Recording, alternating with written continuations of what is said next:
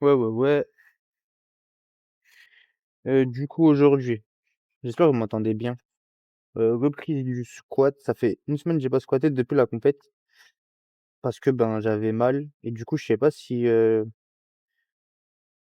vais pouvoir squat à 100 aujourd'hui. Je pense pas parce que même à vide, là, je le sens encore, mais c'est pas en faisant rien qu'on guérit. Mais avant tout, on va warm up et préparer le matos.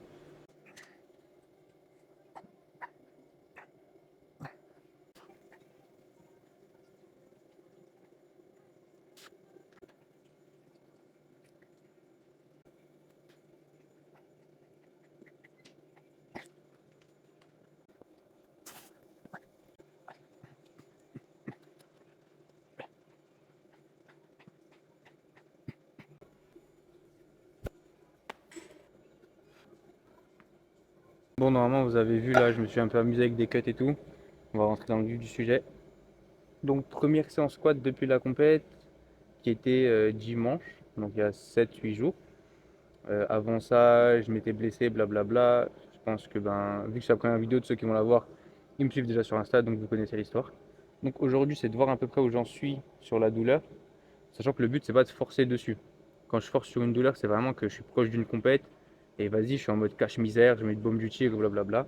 Là, le but, c'est de se guérir, donc de réparer. Évidemment, on ne guérit pas en faisant rien, il faut du mouvement. Donc ça va être une reprise du squat en tempo, 3 secondes de descente, une pause en bas et la remontée ben, aussi rapide que je puisse. Et on va monter en 3 x 5. On va voir ce que ça donne. Je vais utiliser cette séance aussi pour jauger la douleur et voir comment je peux organiser le reste du bloc et tout. C'est un peu une séance test, mais ça va le faire. Un tip que j'aime bien donner au Palof, c'est de prendre plus ou moins la même, euh, la même largeur, les mêmes appuis que sur ton squat, parce que tu vas avoir tendance à être tiré par l'élastique. Et pour rester stable, tu vas devoir mettre en place un gros routing. Un routing, c'est exactement ce qu'on fait au squat pour être stable. Donc, je trouve que c'est une meilleure logique de prendre plus ou moins le même écartement qu'un squat. Comme ça t'entraîne aussi à être stable sous ta barre. Après, je sais pas si ça fait sens de ouf. Mais en tout cas, c'est un truc que je fais toujours et que je donne toujours aux gens que je coach. Et ça a fait ses preuves.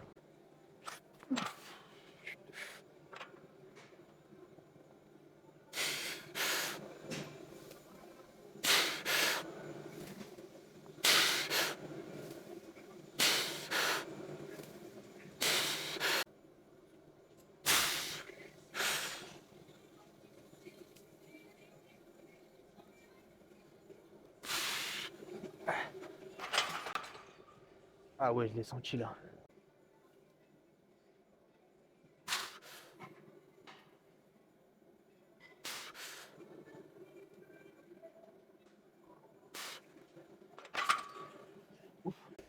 En vrai, je le sens. Subhanallah, je sais pas comment j'ai squat 230 à la compète.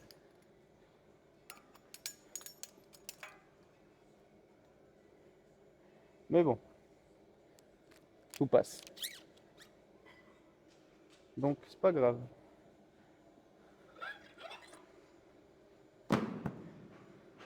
Franchement, si mon problème principal dans la vie, c'est d'avoir mal quand je squatte, je suis vraiment chanceux. Enfin, chanceux. Je crois pas en la chance, mais vous avez compris.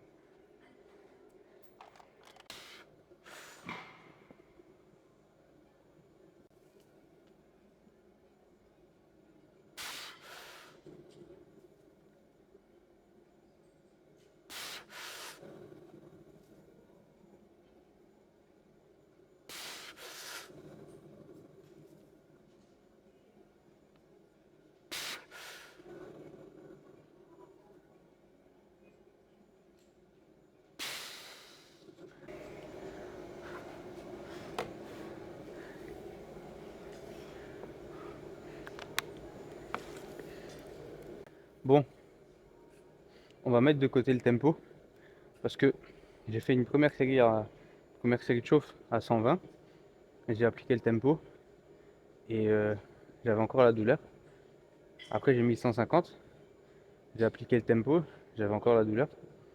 J'ai fait un test, je l'ai pas filmé je crois, à 150 sans tempo, j'avais moins de douleur.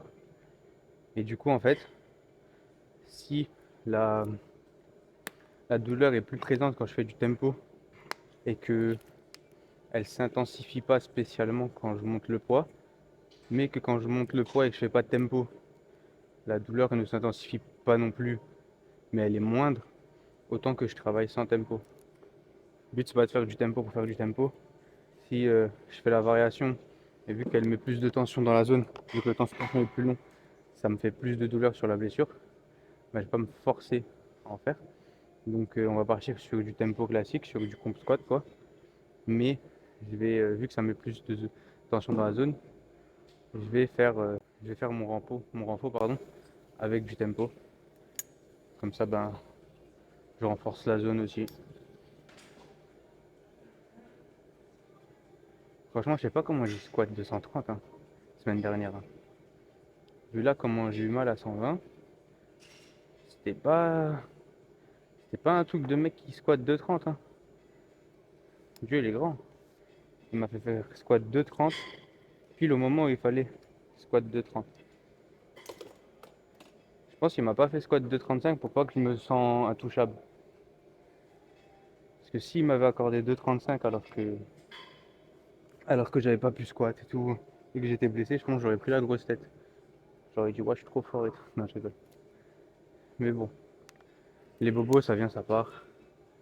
Et comme dit, si mon problème dans la vie, c'est d'avoir mal au squat, il y a pire, tu vois.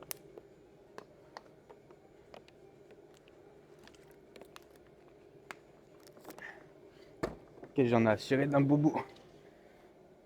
Quand on voit tout ce qui se passe dans le monde. Let's go.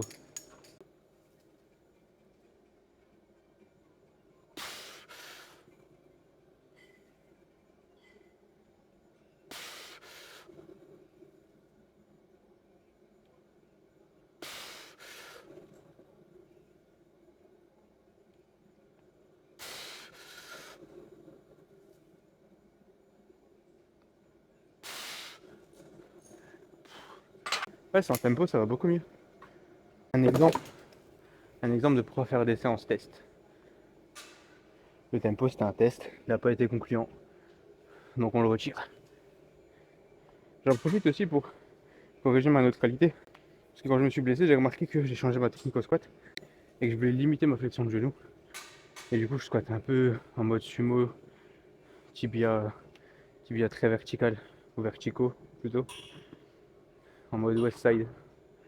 Sauf que ça me va pas spécialement. Mais du coup, en partant full hanche, je partais avec le dos creusé comme ça. Et c'est pas bon. Parce que plus on est neutre, plus on est stable et plus on est fort. Donc j'en profite aussi pour retrouver ma neutralité d'antan sur ces charges légères. Encore une série de 5 à 160 et let's go.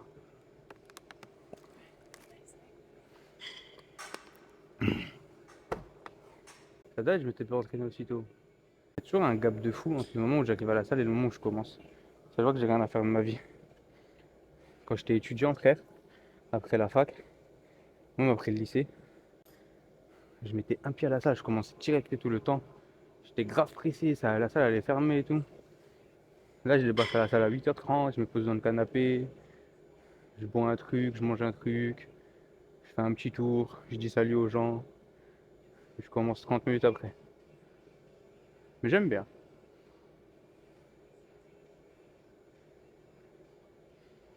Je pense que c'est aussi relâcher la pression de la compète.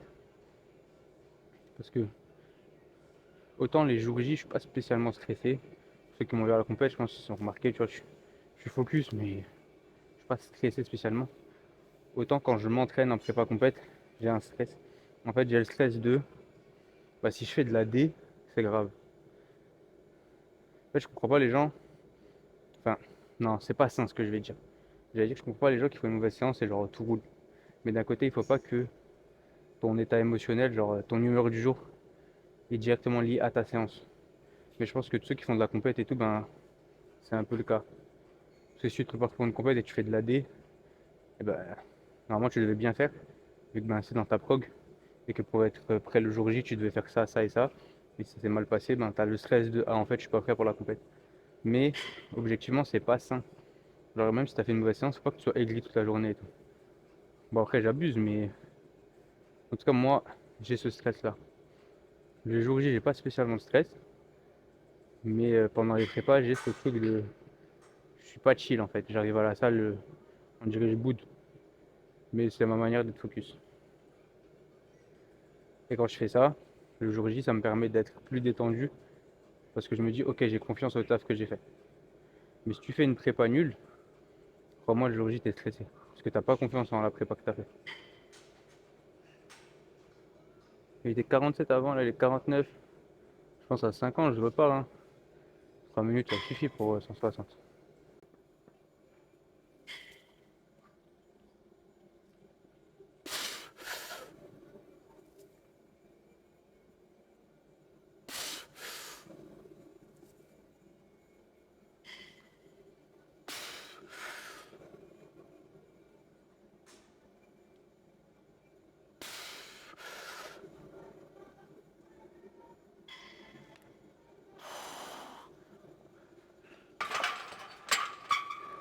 Ouaille.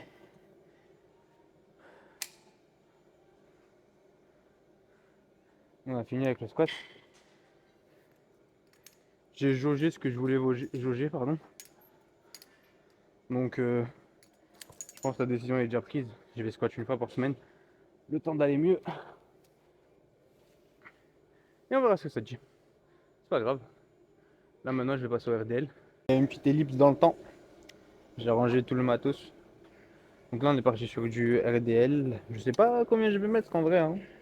Moi, je suis pas très team RDL. Je suis une grosse tradi bien bourrin, bien doron, bien canne à pêche. Mais bon, la chaîne poste, ça se renforce aussi. Un de mes gros défauts RDL, c'est que j'ai souvent tendance à être un peu full lombaire. En fait, à avoir du mal à hinge quand je fais du RDL. Encore sur un tradi, ça va, et encore, ça reste mon défaut. Mais sur un RDL, j'ai quasi zéro hinge quand je veux mettre l'eau. Donc, c'est pas très bénéfique. Sinon, autant faire du tradi, mais ça sert à rien pour un split lifter qui veut augmenter son squat. Là, pour une renfo chaîne poste, il faut vraiment que je focus sur mon hinge. Hinge, c'est tirer les hanches vers l'arrière. J'aime bien m'imaginer comme s'il y avait une corde attachée autour de mes hanches qui vient et qui me tire. Donc c'est ça le hinge, c'est un truc que tu fais au squat aussi, par exemple. Et du coup, ben là, ça va être mon focus. Donc le but, c'est pas de mettre très lourd. Le but, c'est de le faire correctement et ensuite de mettre très lourd. Parce qu'il faut toujours mettre très lourd dans la vie. 3, 2, 3,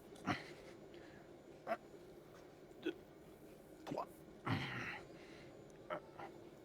2, 3,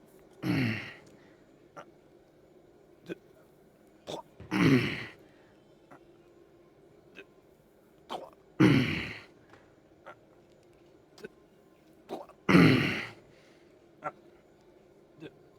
3. Spark Shift en bulgare. Je passe en mode Gandalf. Parce que quand je fais du tempo, j'aime pas avoir deux haltères.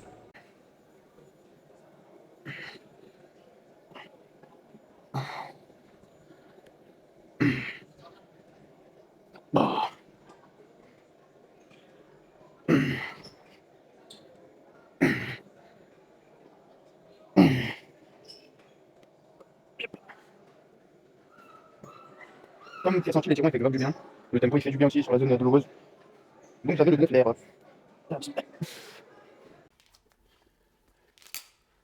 C'est dingue. Bon, finito. Les seuls trucs que je vous ai pas filmé de la séance, c'est leg curl, extension lombaire. Mais sinon, dans l'ensemble, c'était une séance ok. Comme dit, c'était une séance test pour voir où j'en étais avec la douleur et tout. Parce que même quand j'ai squat 230 à la compète, bah déjà j'ai raconté un peu qu'en salle de chauffe et tout, bah, j'avais toujours mal. Et je savais que ça allait être un one shot. Je savais que avec l'adrénaline, etc., et parler de Dieu en premier, et après c'est dans l'adrénaline. J'allais pouvoir squat un truc pas trop dégueu en oubliant la douleur. C'est pas quelque chose que tu fais sur le long terme. Donc je savais que quand j'allais reprendre, j'allais pas être tout neuf. Mais ça va, comme dit, c'était une séance pour tirer quelques conclusions. Donc là, j'ai tiré la conclusion de pas de tempo, parce que le tempo amplifie le truc. Euh, j'ai tiré la conclusion de ne pas repasser à 3 squats d'un coup, ce qui est ça de toute façon, c'était logique. Mais c'est un peu une recette, comment dire, la recette traditionnelle. Augmenter progressivement les charges, renfort sur les zones douloureuses, isométrie, mobilité. Ça va le faire. Il n'y a pas de raison que ça ne le fasse pas. En fait, la seule issue, c'est que ça va le faire. Donc, dans tous les cas, ça va le faire. C'est ça le truc. C'est pour ça que je ne me soucie pas. Parce qu'il n'y a pas un scénario où ça ne le fait pas. Semaine pro, déjà, je pense que ça va aller mieux. Donc, le 3x5, on va le monter à 170. Juste, j'avais prévu de potentiellement faire des top 7 le samedi. Mais à voir comment ça évolue au fil de la semaine. Et comment j'arrive samedi. Mais c'est peut-être pas encore la meilleure des idées à voir. Parce que là, je pense qu'il y a encore un peu de fatigue de la compète, tout ça et tout ça. Mais on verra. Sinon, concernant la vidéo là que je suis en train de faire, bon, en vrai, il n'y a plus rien à filmer, hein. Je fais ma séance et tout. Là, la suite de la journée, c'est quoi? C'est je vais manger, il, à peu près, il va être midi bientôt, je crois. Moi, c'est encore un heure à sauter. Il est 11h30. Donc, ouais, il faut que je passe à la boucherie. Je vais manger. Après manger, je vais faire la sieste. Après la sieste, j'ai un appel à 15h pour Kawa Coaching. Et après, je vais suivre un cours. Je sais pas c'est quoi la matière du jour, mais je vais suivre dans tous les cas. Après, je vais bosser sur les gens qui se sont entraînés aujourd'hui. Souvent, mes retours coaching, je les fais le lendemain. Donc, si tu es coaché par moi et que tu t'entraînes le lundi, je vais te faire mon retour le mardi. Mais là, ben, vu que j'ai recommencé l'emploi du temps agencé en mode je m'entraîne le matin, ben, je vais recommencer aussi à en faire les soirs le jour même, pas pour tout le monde.